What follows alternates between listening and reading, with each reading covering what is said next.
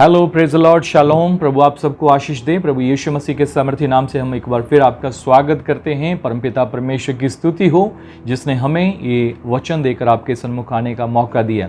आज हम परमेश्वर के वचन से जो आपसे बात करना चाहते हैं, बहुत ही गहरा मैसेज है, बहुत ही स्पिरिचुअल है और परमेश्वर हमसे इस वचनों के द्वारा बात करना चाहते हैं। और मैं चाहता हूँ कि आप हमारे साथ बने रहें ताकि परमेश्वर के वचन को आप पूरी रीति से सीख सकें। और परमेश्वर का वचन जब हम नीति वचन में उसका 20 का 27 को पढ़ते हैं, 27 को पढ़ते हैं, तो लिखा है, मनुष्य की चेतना प्रभु का दीपक है जो मनुष्य के सब भीतरी अंगों को प्रकाश देता है। तो यहाँ पर परमेश्वर का वचन बहुत ही स्पेशली यहाँ पर बताता है, the spirit of man is the candle of the Lord. Bible हमें बताती है कि जो मनुष्य का जो आत्मा है वो परमेश्वर का दीपक है। सो यदि परमेश्वर का दीपक हमारा आत्मा है तो हमारे अंदर जो कुछ भी चल रहा है परमेश्वर उसकी सर्चिंग करते हैं, परमेश्वर उसकी हमारे जीवन में जांच करते हैं, हमारे अंदर उसकी खोज करते हैं कि परमेश्वर हमारे जीवन में भी देखते हैं कि हमारे जीवन में क्या है। सो मेरे अजीजों, परमेश्वर का वचन हमें बहुत ही सफाई से बताता है कि हमारे अंदर सर्चिंग चलती है। वो किसके द्वारा चलती है? परमेश्वर के आत्मा के द्वारा, जो परमेश्वर ने मनुष्यों के भीतर रखा है। और परमेश्वर का वचन हमें बहुत ही स्पष्टता से बताता है कि परमेश्वर के जो लोग हैं उन्हें ये बात जाननी बहुत ही अनिवार्य, बहुत ही ज़रूरी है कि आज बहुत सारे लोग जो हैं वो दो प्रकार से अपने जीवन को जीते हैं। एक शरीर का जीवन होता है, एक आत्मा का जीवन होता है। बहुत सारे लोग जो शरीर के द्वारा पाप करते हैं, वो शरीर के द्वारा किए गए पाप हमें बाहर से दिखाई देते, अरे उसने ऐसा किया, उसने ऐसा किया, उसने ऐसा किया। पर ऐसे पाप भी हैं जो मनुष्य को लगता है कि वो नहीं कर रहा, लेकिन उसके जीवन में वो पाप भी होते हैं। मैं आत्मिक लोगों से भी बात करना चाहता हूँ। जो मैं आज बात कर रहा हूँ वो पास्टर लोगों को भी, बहुत सारे सेवकों को जानने की ज़रूरत है और जो विश्वासी हैं उन्हें भी ये जानने की ज़रूरत है कि जो शारीरिक लोग हैं वो शरीर के द्वारा पाप करते हैं, पर जो आत्मिक लोग हैं वो बहुत सारे लोग आत्मा के द्वारा पाप करते हैं।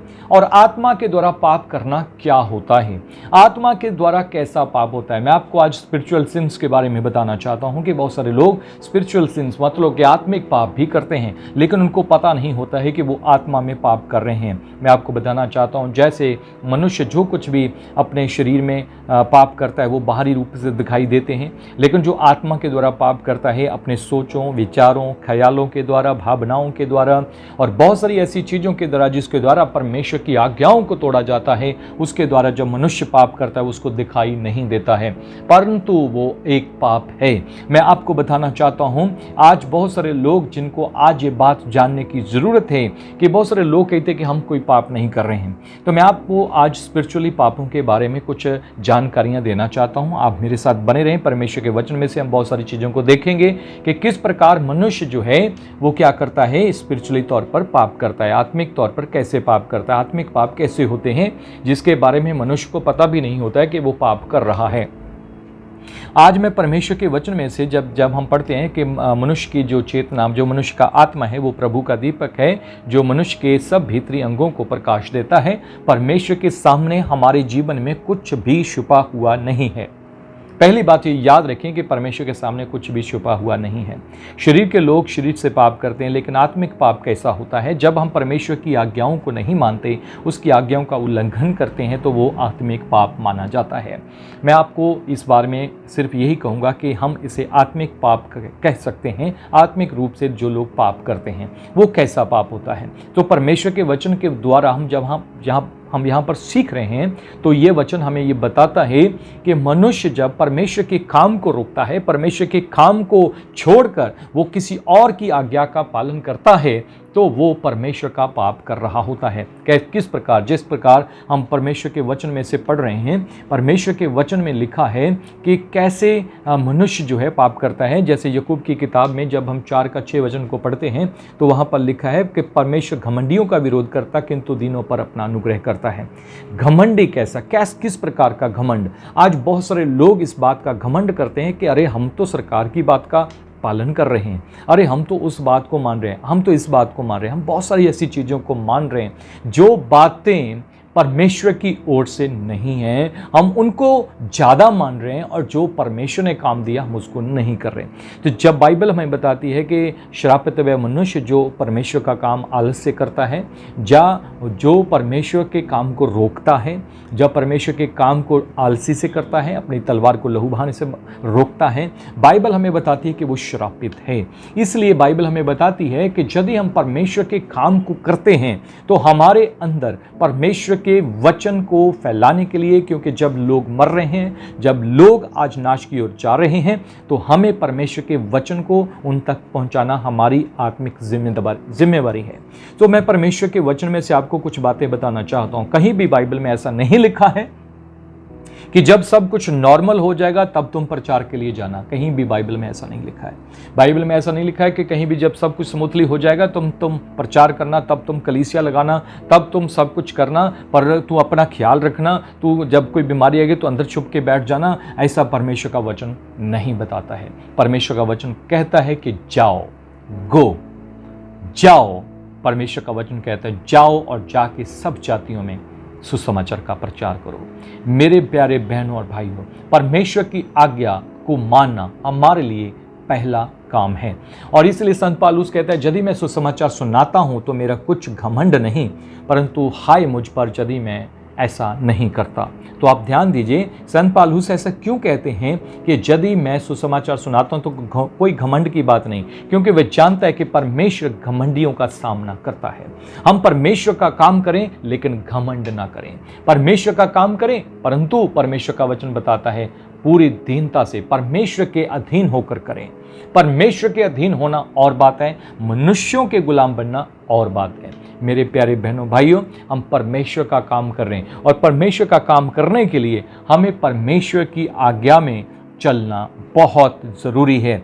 और इसलिए मैं आज आपसे कुछ बातों को परमेश्वर के वचन के द्वारा रखना चाहता हूं कि हमारी जो जांच है, हमारे अंदर जो सर्चिंग है वो कैसे होती है, और हमारे अंदर परमेश्वर के वचन के द्वारा हम अपने आप को क्या कर सकते हैं, जांच सकते हैं। आपके पास पवित्र बाइबल है, बाइबल को पढ़ें, बाइबल जो कहती है वो करें। किसी मनुष्य की आज्ञा को नहीं माने, परमेश्वर की आज्ञा को माने। परमेश्वर की आज्ञा हमारे लिए क्या है उसको प्रथम रखें। और परमेश्वर का वचन जब आप पढ़ते हैं, जब परमेश्वर का वचन आपके पास आता है, तो परमेश्वर का वचन एक दर्पण की तरह है। जैसे हम शीशा देखते हैं, दर्पण देखते हैं, जब उसमें हम अपने आप को देखते तो हमें अपना स्वरूप दिखाई देता, हम कैसे हैं, हमारे कपड़े कैसे हैं, हम कैसे दिखाई दे रहे हैं, वो सब कुछ दिखाई देता है। इसी प्रकार जब हम परमेश्वर के साथ चलते हैं आत्मा में, तो बाइबल हमें बताती है कि परमेश्वर का वचन जो है वह ऐसा दर्पण है जिसके द्वारा वो हमारी स्पिरिचुअल लाइफ को हमारे सामने प्रकट करता है कि हमारे अंदर कौन सी कमी है, हमारे अंदर कैसी कमी है, हम किस प्रकार से कहाँ पर गलत हैं, परमेश्वर का वचन हमें बताएगा।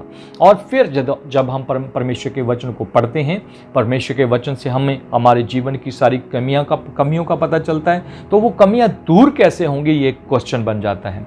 तो कमियां दूर करने के लिए भी परमेश्वर का वचन ही काम करता है, और मैं आपको सारी बातें परमेश्वर के वचन में से बताना चाहूँगा। इब्रानियों का खत उसका 4 का 12 वचन को जब हम पढ़ते हैं तो लिखा है, क्योंकि परमेश्वर का वचन जीवित और किसी भी दोधारी तलवार से तेज है। बाइबल हमें बताती है कि परमेश्वर का वचन जीवित है, परमेश्वर का वचन जो है जयवंत है, और परमेश्वर का वचन जो है शक्तिशाली है।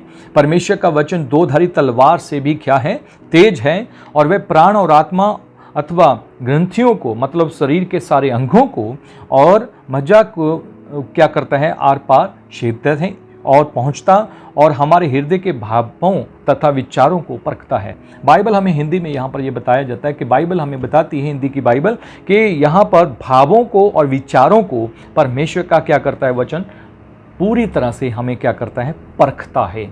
परखता है का मतलब क्या है, परमेश्वर का वचन आपके जीवन में हर एक जगह पर पहुंचता है और आपके जीवन में जांच करता है, परखता है।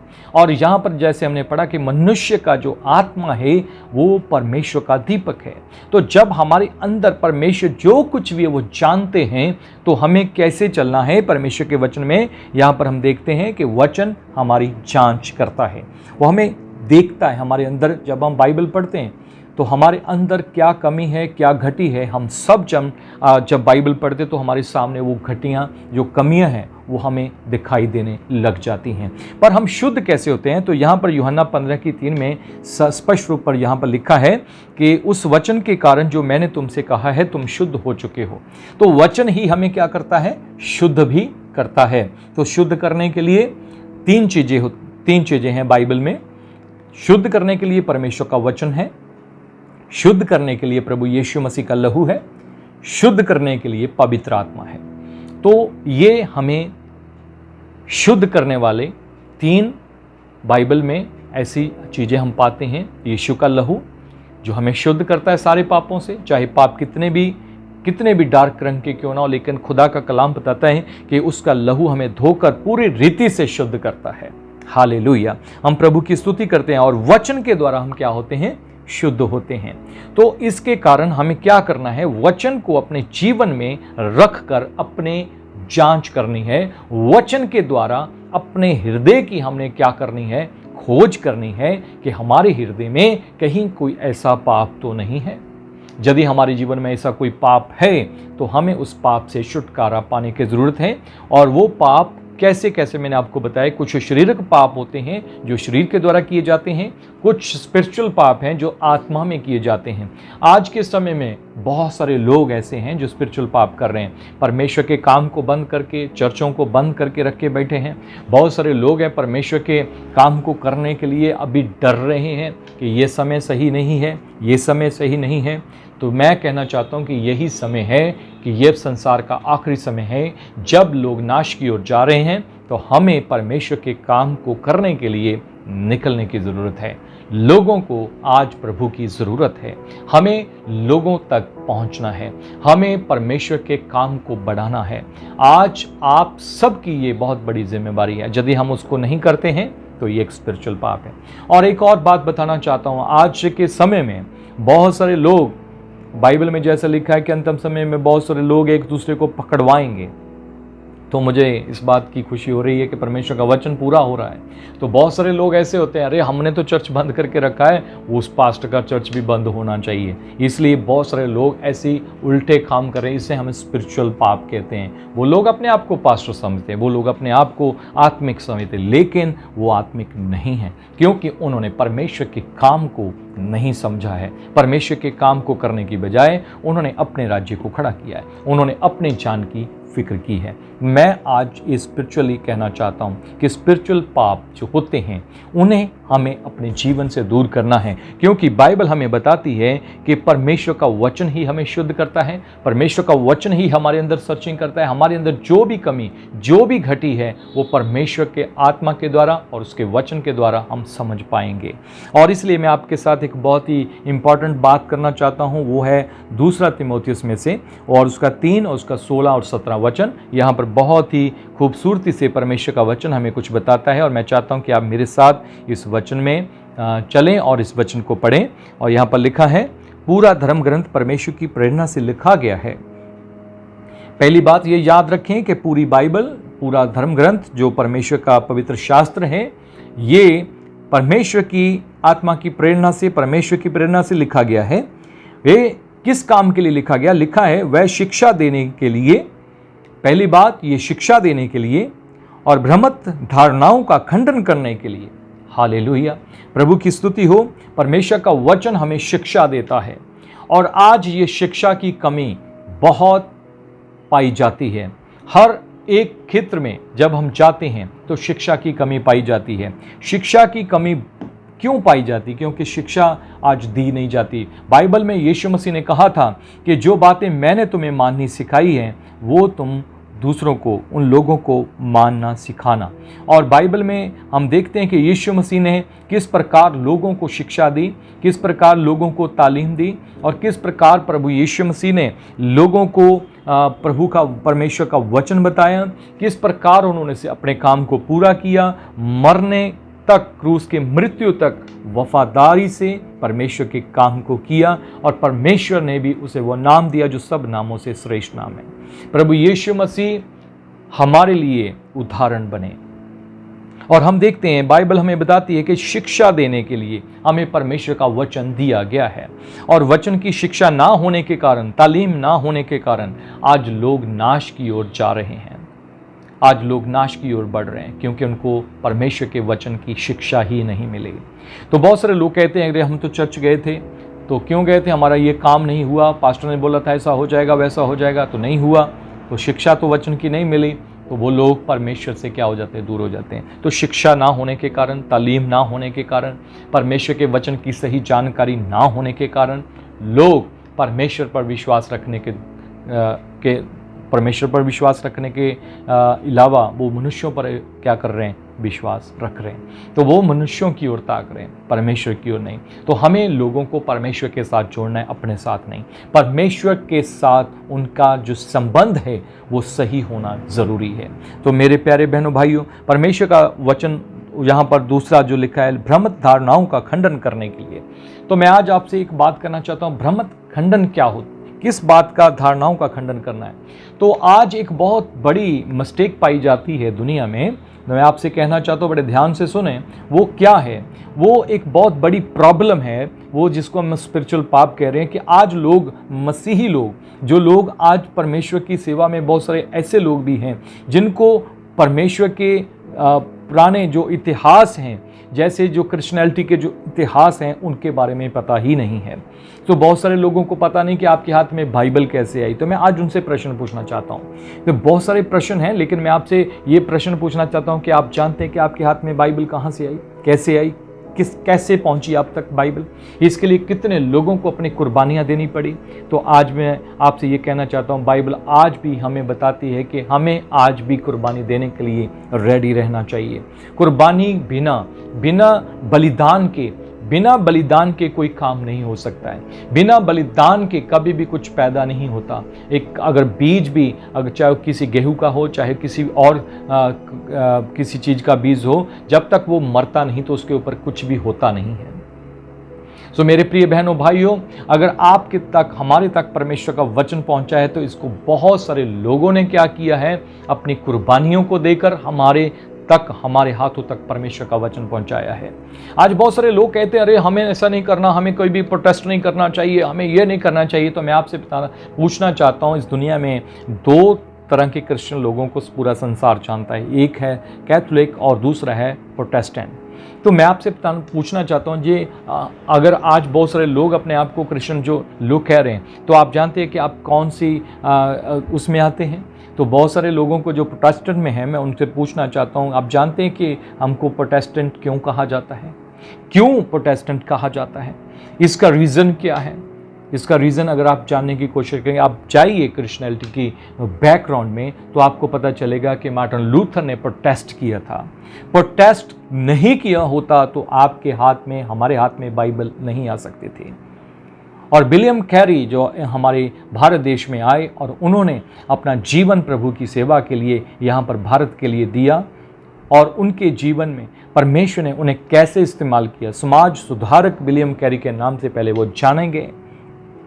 उन्होंने अब हमारे इस भारत देश की कई भाषाओं में, लगभग 40 भाषाओं में उन्होंने बाइबल का अनुवाद किया। आपके हाथ में अगर बाइबल आई तो ये कैसे आई, उन्होंने प्रोटेस्ट किया और उन्होंने ऐसी बहुत सारी चीज़ों को ख़त्म किया इंडिया में जो कानून में गलत थी।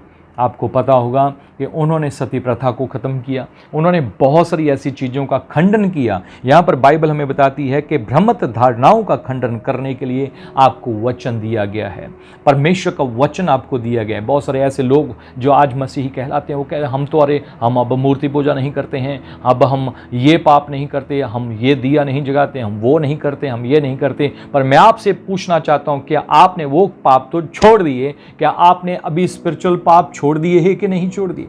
स्पिरिचुअल पाप क्या है? जो बातें गलत हैं उनका खंडन करने के लिए परमेश्वर का वचन आपको दिया गया है। परमेश्वर का वचन आपको इसलिए दिया गया ताकि आप उन सब बातों का खंडन करें जो बातें परमेश्वर के वचन के खिलाफ हैं, जो बातें परमेश्वर के वचन से मैच नहीं करती हैं, जो बातें परमेश्वर के वचन से बाहर हैं। बाइबल बताती है कि जो कुछ वचन से बाहर है वो पाप है, और बाइबल हमें बताती है कि हमें उन बातों का जो परमेश्वर की ओर से नहीं और भ्रमित धारणाओं का खंडन करने के लिए हमें परमेश्वर का वचन दिया गया। तो बहुत सारे लोग आज उनका खंडन करने की बजाय उनका साथ देते हैं, तो वो क्या है? वो एक स्पिरिचुअल पाप है। मेरे भाई और बहनों, हमें उन बातों को सीखना है कि परमेश्वर का वचन हमें बताता है कि हमें वचन क्यों दिया गया। और उसके बाद नेक्स्ट लिखा है, जीवन के सुधार के लिए और सदाचरण का परीक्षण करने के लिए उपयोगी है। हमें परमेश्वर के वचन को अपने जीवन में सुधार लाने के लिए दिया गया। यदि आपके हाथ में, मेरे हाथ में बाइबल और हमारे जीवन में सुधार नहीं है, तो हमें बाइबल को लेने का क्या फ़ायदा हुआ? अगर हम सुधरे ही नहीं तो हमें क्या फ़ायदा परमेश्वर के वचन को लेकर चलने का? हमारे जीवन में अगर सुधार नहीं आया तो परमेश्वर के वचन को हमें लेकर चलने का क्या हक है?